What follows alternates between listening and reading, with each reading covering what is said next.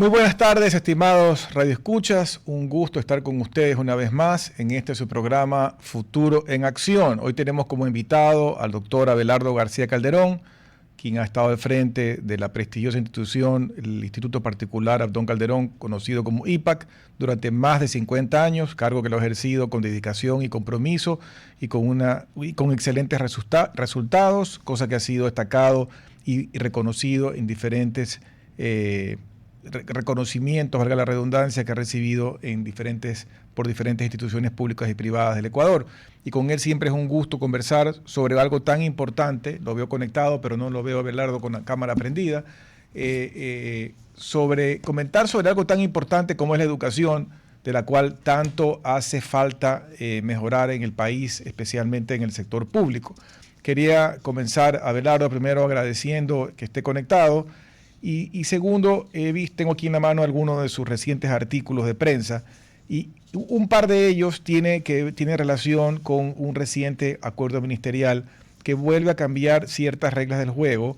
Yo cuando me confieso un poco ignorante en la materia y cuando recién leí la noticia pensé que más bien era una mala noticia porque pensé que era como un aflojar en los temas disciplinarios en los colegios, pero luego entendiendo bien la noticia y leyendo sus artículos, ya entendí que realmente uno de los objetivos principales de este acuerdo ministerial era devolver la autoridad al plantel, devolver la autoridad al profesor para manejar temas disciplinarios que en otra época los estaban manejando o los habían trasladado en una forma complicada al distrito. Cuéntanos un poco de estos cambios y cómo eso sí ha sido una noticia positiva. Gracias, Giovanni, por la invitación. Encantado de estar una vez más contigo en este programa. Definitivamente sí es una muy buena noticia, porque pese a la malinterpretación que al principio se dio o el impacto que causaba exclusivamente la nota o la parte del celular, se ocasionó toda una polvareda, ¿no? Y realmente lo que tiene como contenido ese acuerdo es reconocer lo que siempre habíamos pedido todos los gremios educativos y todas las instituciones, creería yo, en el sentido de que la disciplina de una institución la deben manejar las autoridades institucionales, porque son los que conocen los problemas, están más cerca de los chicos, saben lo que son y no son capaces de hacer, y no diferir todas estas problemáticas simplemente con informes para que personas lejanas en el distrito, por muy preparadas que fueren, sin conocer los entornos,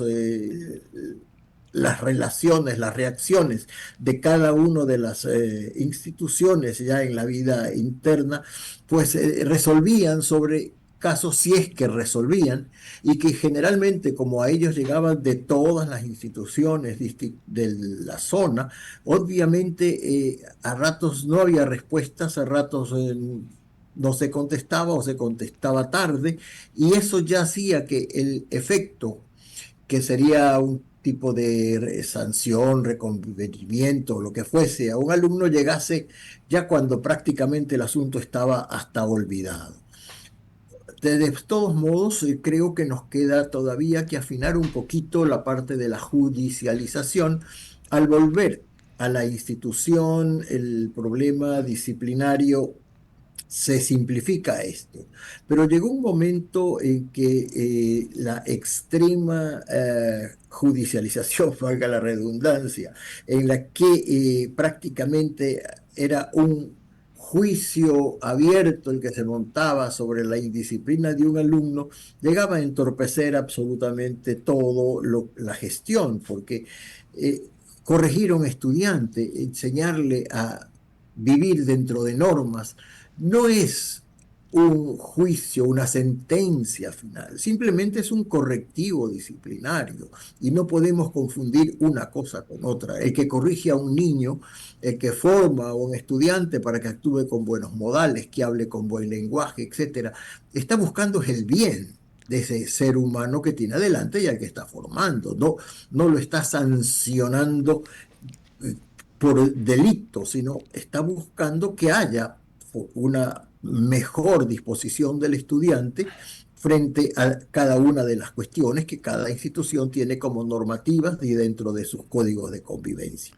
Desgraciadamente, se fue al principio de la noticia por el lado del celular, lo cual motivó internamente mucha complicación dentro de algunas instituciones. Conozco que habían padres que decían, ya por fin, ahora sí, los chicos pueden usar celulares, y no va por ahí la cosa.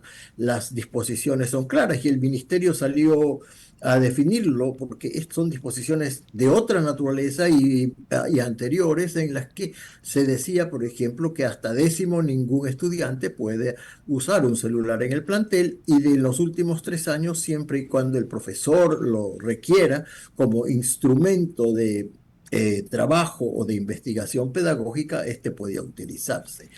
Por las distintas complicaciones que el celular puede llevar dentro de una clase, más ahora con tanta disposición y cuidado sobre los datos, sobre la privacidad, sobre la información. Una foto tomada por un compañero puede complicarle mucho la vida a un par. En fin, tantas cuestiones que colateralmente pueden surgir y salir.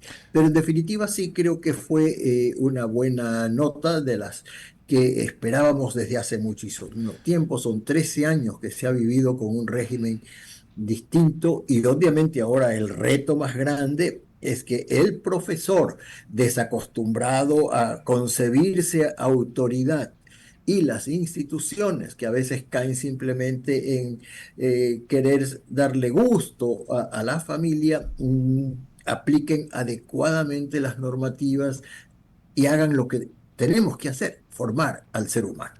Pero justo me pregunta allí, porque también en otro artículo menciona eso, que si le devuelven el pase ahora de vuelta al colegio, al plantel y al profesor, el profesor y el plantel debe estar otra vez listo para manejar esa situación. Porque a veces también uno puede decir, algunos colegios se quejaban, pero de repente se sentían cómodos de hacerle ya el pase al distrito para que maneje el problema, y se lavaban las manos ya en esta difícil tarea de lidiar con estos temas que no son cómodos, que no son simpáticos, que inclusive les toca lidiar a veces con padres enfurecidos, y ahora al colegio le regresa el pase para verlo en términos futbolísticos. Entonces, ¿cómo preparar al plantel? ¿Cómo preparar al profesor?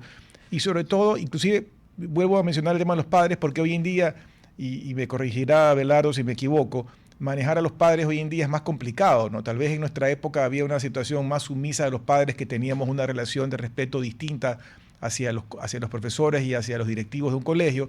Ahora entiendo por historias que conozco de que muchos padres siempre defienden hasta últimas consecuencias al angelito de su hijo, y en vez de sentirse socio del colegio en hacer lo mejor y lo más conveniente para la formación del hijo, donde puede estar inclusive incluido una medida disciplinaria, muchos padres simplemente dicen, pobrecito mi hijo, hay que defenderlo hasta las últimas consecuencias.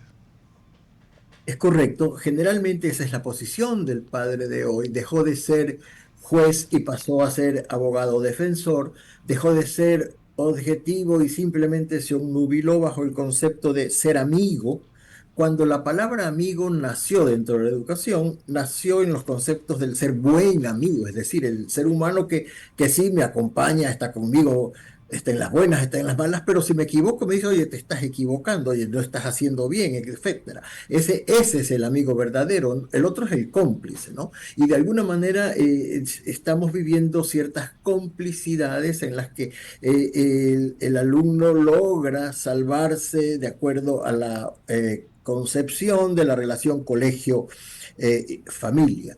En todo caso, sí, el riesgo actual es ese. Definitivamente hay algunas instituciones, yo diría, bastantes en el país, que supieron manejar, ya sea por su estructura institucional, por su código de convivencias concebido de tal manera, bastante bien en los procesos internos disciplinarios, pero la gran mayoría, incluida la educación pública, el profesor simplemente sintió que le retiraron la autoridad, que era más cómodo entonces dejar hacer, dejar pasar, que para qué se iba a comprometer si el distrito no iba a decir nada, que para qué se iba a incomodar con los padres, que finalmente al distrito llegaban y podían llegar a ganarle, y quedaba mal en el profesor.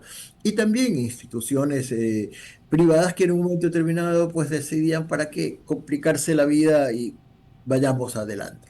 Pero Obviamente el reto es fuerte porque hay 13 años de que los profesores han perdido su rol de verdadera autoridad.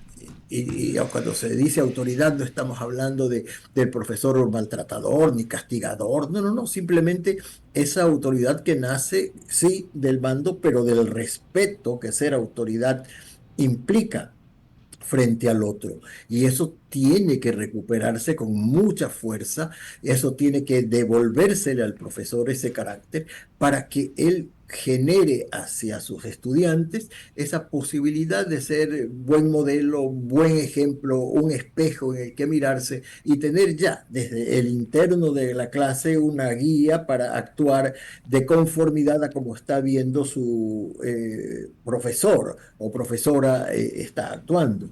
Las instituciones también tendrán que arreglar, y esto sí, para todos, ajustar los códigos de convivencia, porque ahora sí hay que asumir ya hasta las últimas consecuencias, las distorsiones de disciplina. Ya no hay como bien decía, el pase de mano o el capote que se va al distrito y que llevaba el problema para que otro lo resuelva y uno quedaba muy cómodo. No, ahora hay que salir y dar la cara y corregir y formar, porque formar es corregir. O sea, un amor que no corrige, un amor que no forma, no es amor. Correcto. Eh, lo otro es simplemente un dejar hacer, dejar pasar y no complicarme la vida. No sirvo para padre, no sirvo para madre. Quiero es que no pasen lo que yo pasé, que no vivan lo que yo viví y que tengan todo lo que les puedo dar. Pero eso no es paternidad, eso no es responsabilidad del ejercicio de la familia.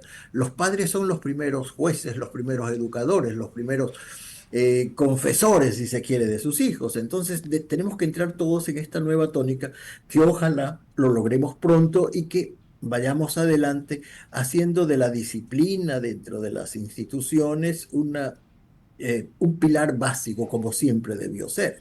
Porque un aula sin disciplina, una clase en la que no haya cierto cumplimiento de normas, es inviable. Un profesor no puede educar en un ambiente en que no existe un marco disciplinario claro.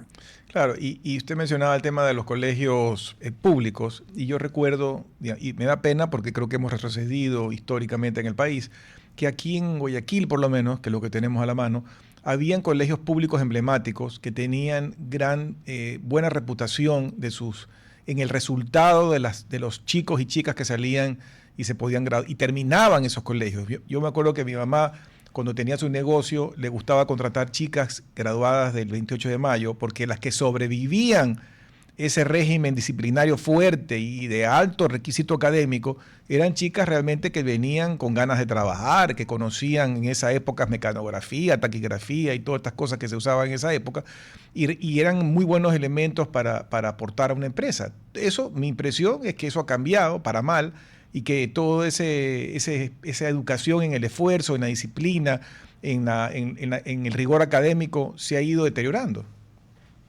Es correcto, y al mismo tiempo eso prueba que no porque es público tenía que ser malo o tiene que ser malo. Lo público puede ser bueno dependiendo del entusiasmo, el coraje, la vocación, el deseo de servicio que tenga ese equipo profesional.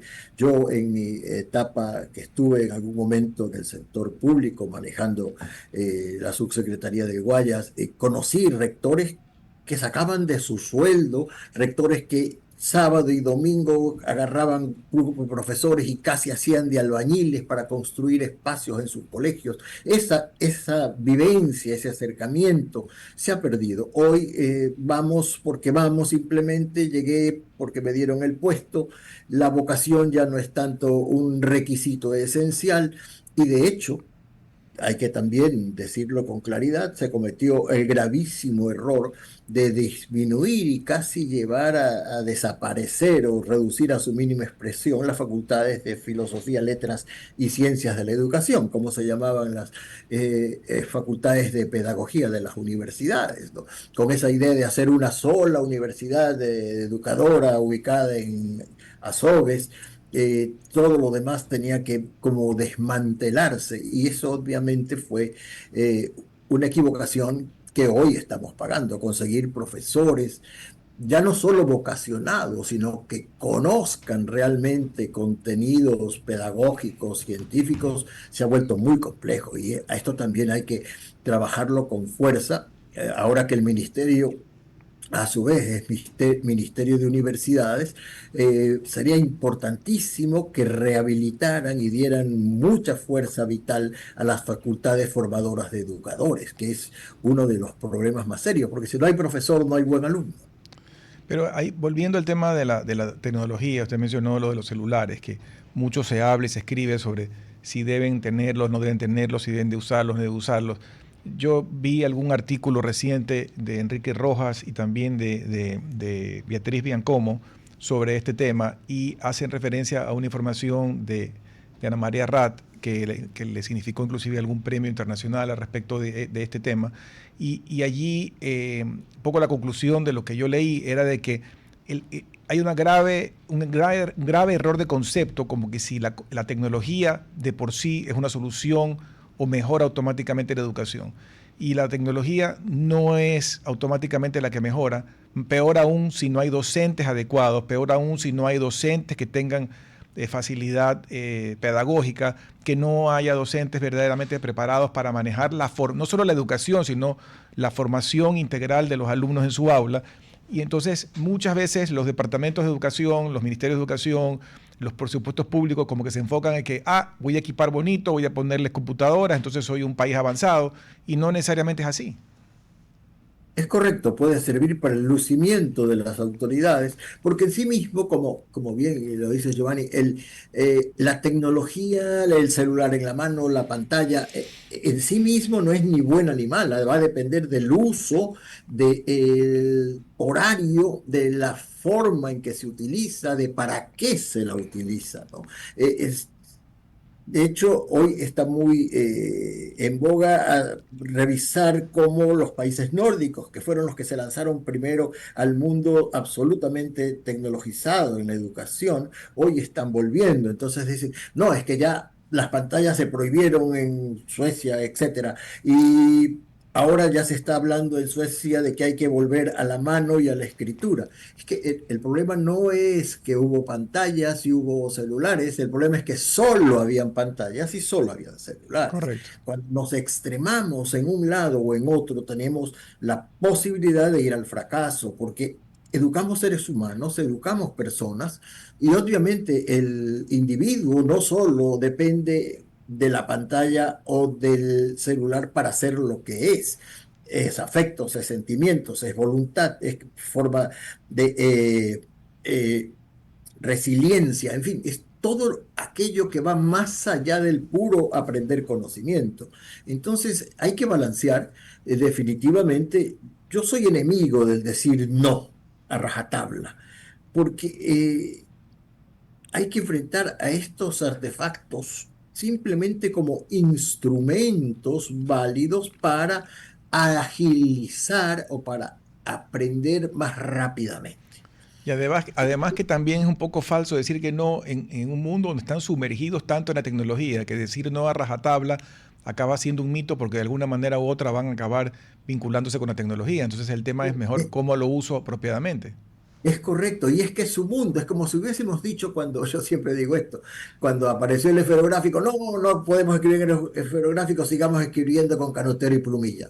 El mundo de la gente para adelante iba a ser de esferográfico, entonces había que adecuarse, hay que adaptarse, pero obviamente poniendo con claridad los límites. La educación debe manejarse siempre con reglas claras y límites facilísimos de entender para todos. Y, Si nos vamos a pasar todo el día viendo pantallas y todos los niños, todos los días los niños aplastando botoncitos, estamos perdidos porque hemos perdido la mano, porque hemos perdido la capacidad de manejo corporal, de salir al ambiente, de reconocer un entorno natural, etcétera.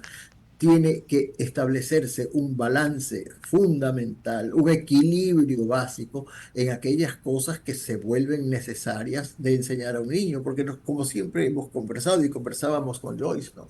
Educar no es para aquí, para pasar el año, para sacar 10. Educar es para la vida, para cuando ya no esté el niño en la escuela, para cuando ya no esté el niño en el colegio, para cuando se haya ido el profesional de la universidad y esté enfrentado a la vida misma. Entonces sí, hay que darle los instrumentos, hay que darle todas las capacidades y abrir todas sus potencialidades, pero en un perfecto equilibrio para que no sea un dependiente del equipo, porque el dependiente del equipo, si lo mantenemos así, en este mundo de avatares, hologramas, robots, inteligencia artificial, simplemente va a ser un esclavo de todos ellos a los 15, 20 años que haya salido del colegio.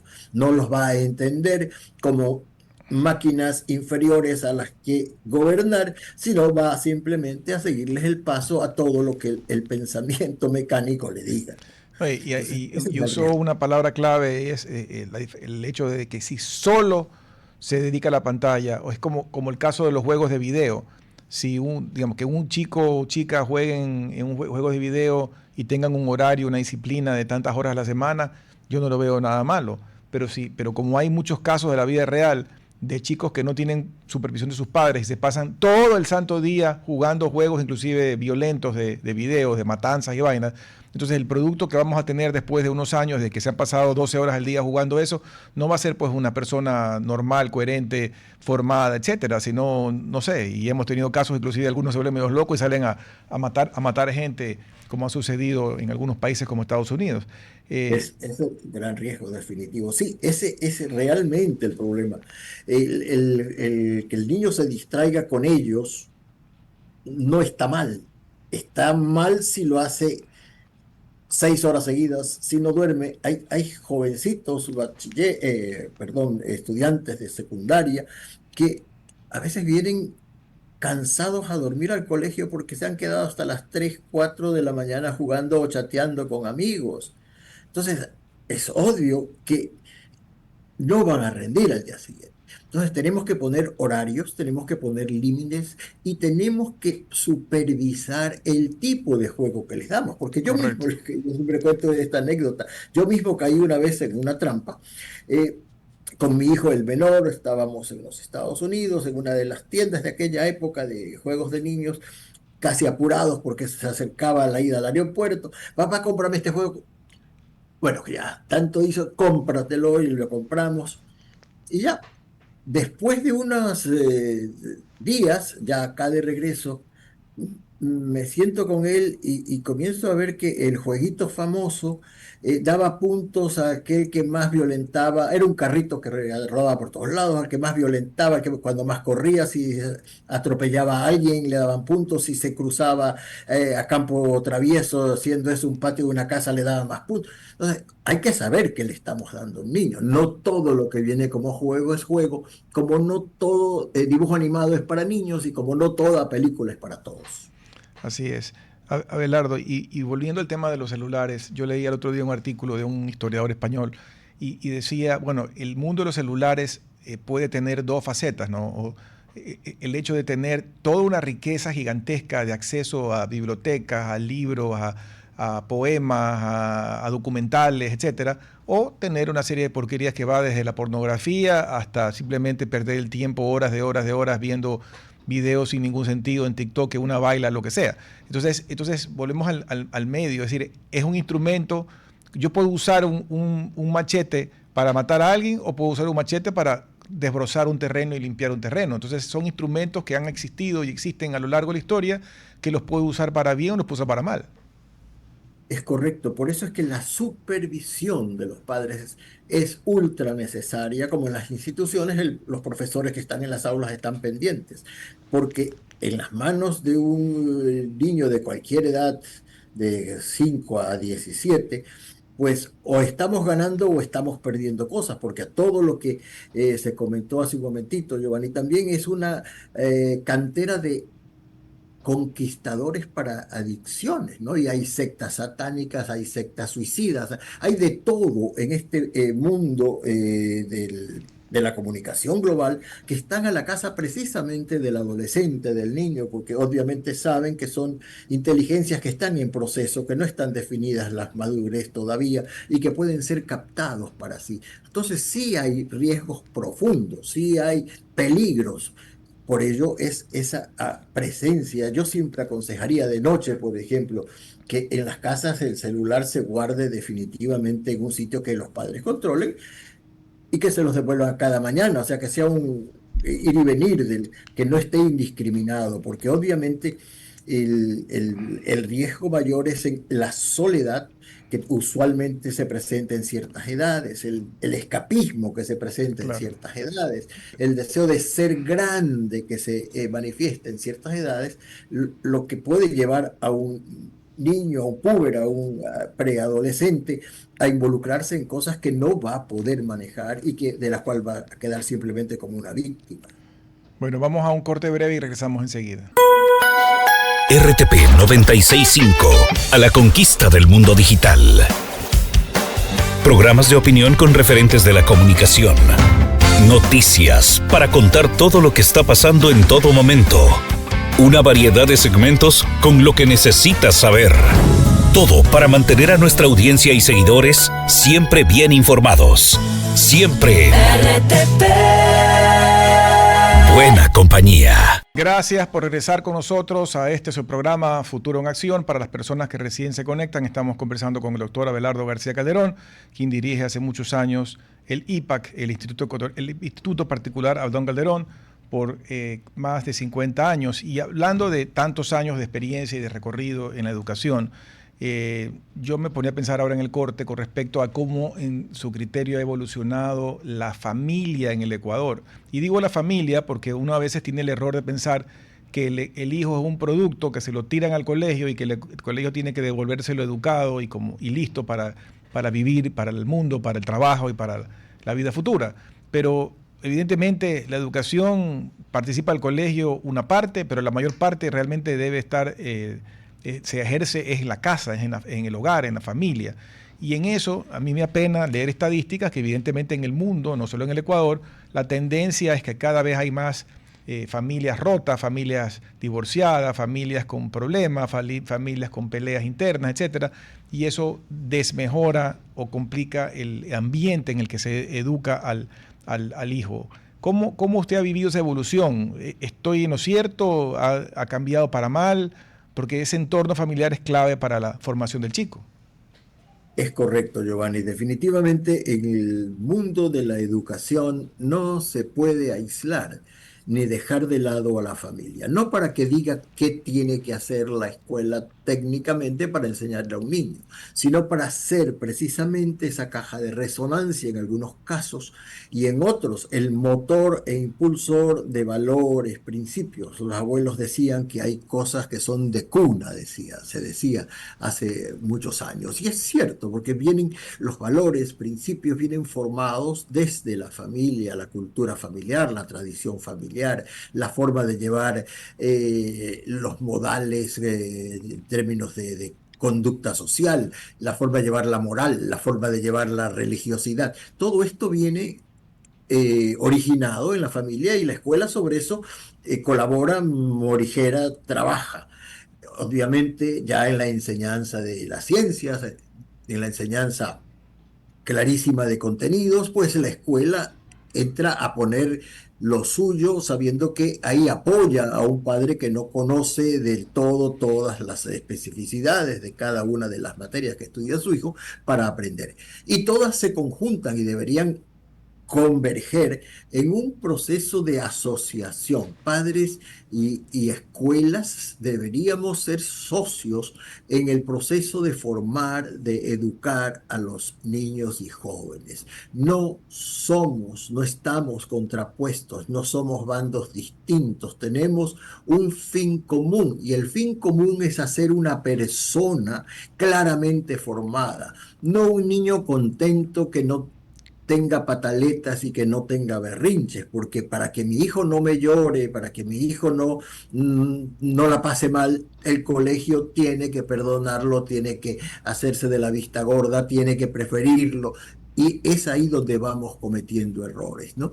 Yo sí creo que la familia tiene la, no sé si decirlo obligación, o por lo menos tiene la necesidad de reencontrarse, porque pueden haber, ya estamos en un mundo en el que pasan padres divorciados, pero se divorcian el marido de la mujer, pero no se divorcian los padres de los hijos, ¿no? Y a ratos tomamos a los hijos como eh, puntos de discordia para aprovecharnos de sus necesidades, de sus carencias o de sus complicaciones para ir contra el otro convirtiéndolos en arma, y eso es el daño más grande que le podemos hacer a un niño.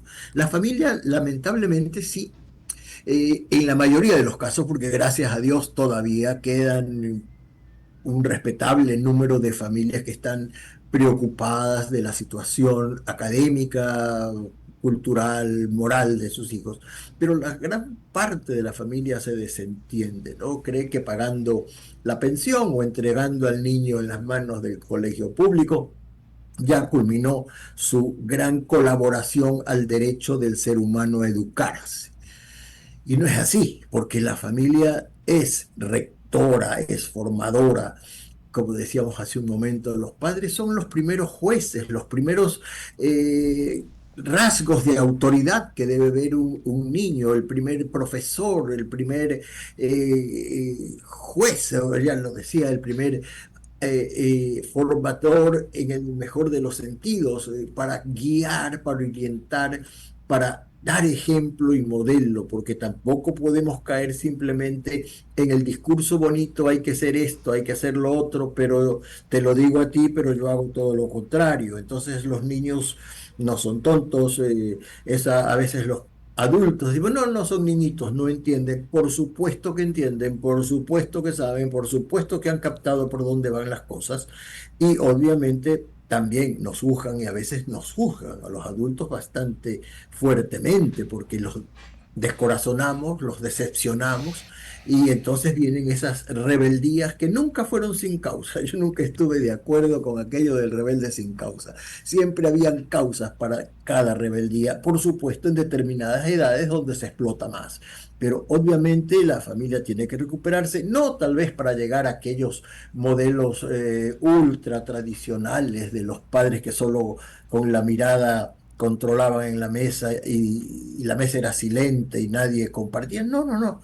Simplemente para llegar a ser una familia en la cual se conoce, se comparte, se reúne, tiene cuestiones comunes que realizar, se disfruta de alegrías y también, ¿por qué no? Se viven los problemas que a diario le pasan a cada quien, porque la vida no es como algunos padres sueñan, no quiero que mi hijo sea feliz, que nunca sufra. Eso no es real, eso es tan utópico como soñar, pues qué sé yo, que mañana podemos llegar al sol sin chamuscarnos, ¿no? Entonces, la vida tiene que ser enfrentada por la familia. Y sí, yo sí he visto el tránsito de estos años. Me acuerdo cuando comencé de director, estábamos en el campus de la Kennedy. Padres que en su momento venían con los látigos que en aquella época se vendían en la plaza, en el mercado central, no sé si se sigan vendiendo y si existan todavía, torcidos les decían, otros venían y decían, con esto por favor denle a mi hijo, ¿no? Yo creo que si hoy procedemos de esa manera, el niño devolvería el triple al profesor lo que le estaría haciendo. Claro. Pero no es solo por eso, es porque los tiempos ya cambiaron y obviamente con la inteligencia, con la mediación, con el diálogo, fundamentalmente con el ejemplo, y vuelvo a insistir en esto y en el modelo, se puede conseguir mucho más. Los chicos lo que emiten son señales y a veces muchas de esas señales es simplemente estoy solo. Existo, quiéranme, mírenme, obsérvame, háganme sentir parte de.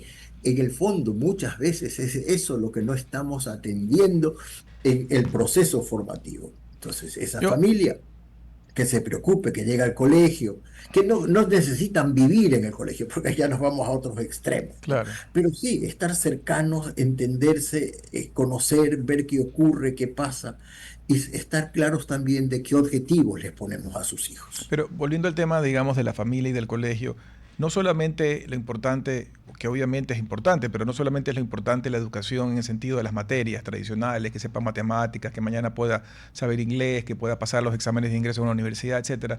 Pero yo creo que una de las tragedias del Ecuador es el hecho de que tenemos rasgos culturales que nos autodestruimos. Por ejemplo, la tolerancia a la corrupción. O sea, yo veo que nosotros desde chicos, inclusive en los colegios, hay pues la polla, la trampa, la copia, y la gente, en vez de castigar o repudiar al copión, lo celebran, lo aplauden porque es el más vivo, porque es el más sabido. Lo mismo se aplica en la vida diaria, en el trabajo, en la vida pública, donde aplauden al más sabido, al que se hizo rico rápido porque hizo un negocio medio turbio y apareció millonario de la noche a la mañana. Entonces, estos rasgos culturales en el Ecuador no, digamos, no han cambiado. Yo creo que se han acentuado inclusive para peor. Yo creo que antes había más repudio a este tipo de corrupción de lo que hay ahora. No era perfecto, pero creo que había más. Y más bien eso se ha ido deteriorando. ¿Cómo enfocarlo? ¿Cómo trabajarlo? Porque el Ecuador, insisto, se está destruyendo porque tenemos desde el extremo máximo de la delincuencia organizada hasta cosas menores que abonan en el mismo camino, que son los días a días, digamos, de la corrupción, de la coima, del pagarle al policía de tránsito, etcétera. Todo va en la misma línea.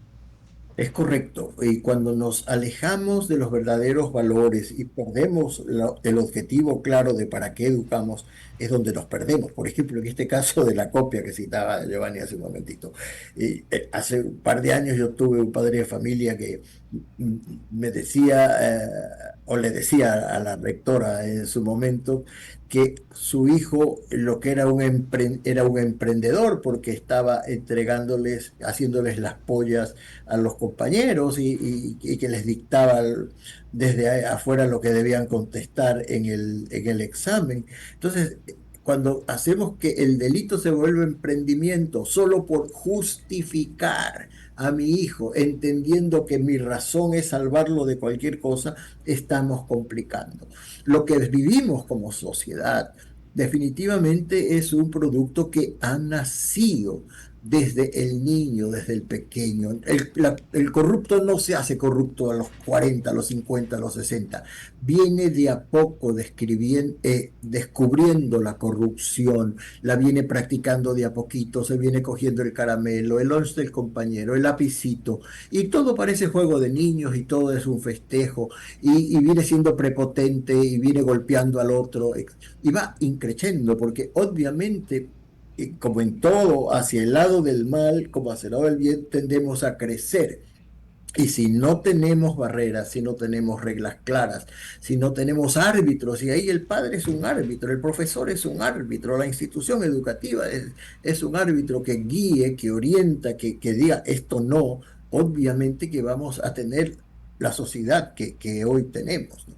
Además, ponemos mucho énfasis en el resultado. Yo creo que al aplicar, por ejemplo, el conseguir el resultado, le estamos complicando, porque el resultado en el examen no es que el alumno haya aprendido, el resultado es la nota que va a sacar. Entonces, si la nota es buena, cómo la adquirió no importa y bien, así haya copiado, así haya hecho lo que haya hecho. Si el título es el resultado, no importa tampoco cómo se lo alcanzó, a quién. Mire lo que está pasando ahora mismo, está revelándose en la Universidad Central de Quito, ¿no? Que tampoco es ninguna novedad.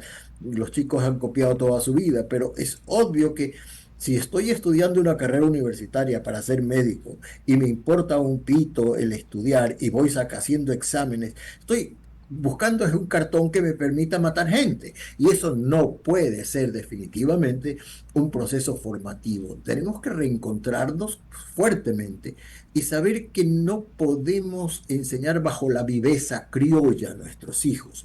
Debemos estar claros que hay bien y mal, de que hay cosas que pueden y no pueden hacerse, y que no todo lo que se quiere hacer se puede o se debe conseguir. Definitivamente tenemos como seres humanos que reflexionar casa adentro, escuela adentro, para estar claros de qué conceptos ponemos a los hijos, porque obviamente si el resultado es ser rico, el resultado a buscar es tener plata, no me va a importar por qué camino me voy y llego hasta allá para conseguir esa meta. si voy a hacer A, B o C delitos para conseguirlo, no importa porque ya llegué a ser rico y tengo la plata lo más pronto posible. También esa inmediatez que la ha dado justamente este mundo tecnológico. Ahora aplastamos un botón y tenemos la respuesta que queremos y que antes a lo mejor suponía muchísimo tiempo de búsqueda.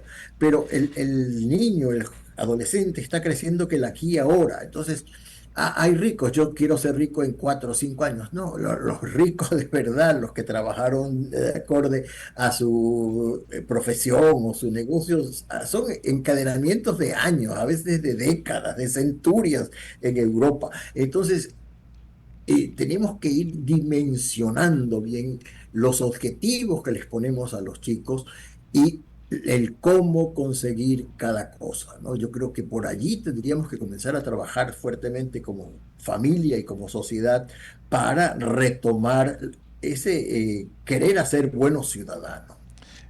Volviendo al tema de la tecnología, nos quedan solo 5 minutos. Yo he leído algunos artículos recientemente de algunos casos en algunos países, incluyendo Estados Unidos, de algunos colegios que inclusive han formado una red de colegios.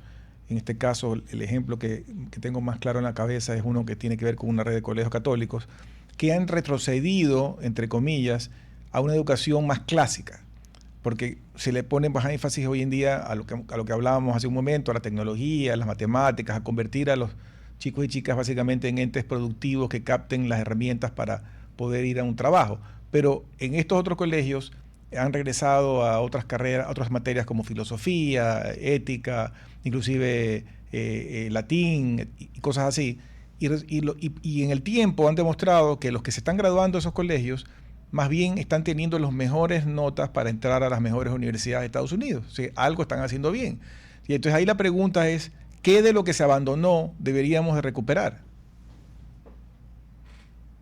Todo aquello que era humanismo en la educación. Porque si nos damos cuenta, Giovanni, en los últimos años nos hemos ido volviendo más científicos hacia las ciencias duras, a las ciencias fuertes, la matemática, la física, la química, apoyado además por todo lo que hablábamos, de todo un mundo tecnológico, laboratorios, etcétera, que están ahí al manejo del alumno para lograr aprender mejor. Pero obviamente, y el Ecuador cayó en la trampa, todo lo que era de sociales, todo lo que era filosofía, se fue alrededor, fue sacado o ha ido desapareciendo de los programas de estudio.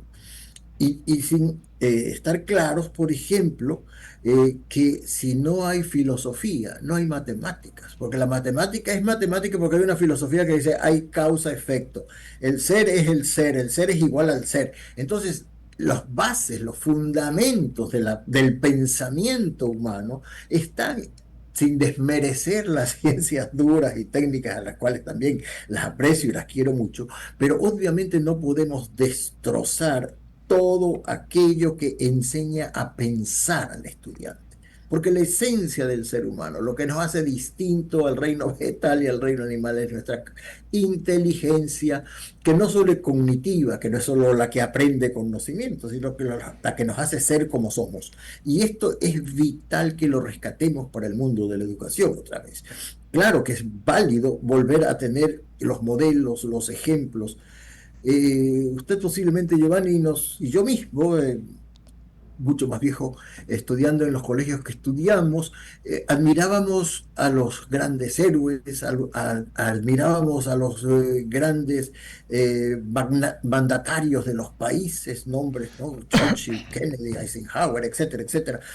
Eran nuestros imitables, ¿no? Ahora tenemos gente desesperada por vestirse y ser perro, ser gato, ser león. Y los famosos influencers que hoy en día influyen sobre la humanidad y sobre los jóvenes, ¿qué ejemplo? Bueno, habrán algunos valiosos, no digo que no, pero como mencionas, los otros lo que dan ejemplos que saben moverse, bailar, paran de cabeza, hacen locuras, se visten de gato, de perro, y esos son los modelos ahora a seguir.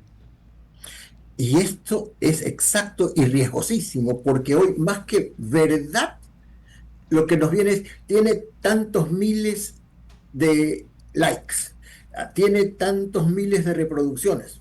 No importa si es veraz, no importa si está certificado por alguien, no, está repetido por muchos, entonces se lo acepta y se lo toma como cierto. Y ahí es donde la filosofía falta, porque obviamente nadie está pensando en buscar la esencia de eso que se nos está transmitiendo, y la percepción ha llegado a ser más importante que la esencia de las cosas. Bueno, se nos ha acabado el tiempo. Muchísimas gracias por compartir con nosotros tanta sabiduría, Gracias, y realmente Giovanni. este es un sector que tiene que fortalecerse tanto en el ámbito público y privado, y como decíamos, no solamente en el colegio como tal, sino dentro de todo el entorno educativo y sobre todo también en el hogar y en la familia. Muchas gracias, Abelardo, gracias a ustedes, que tengan una buena tarde hasta el día de mañana. Hasta aquí, Futuro en Acción.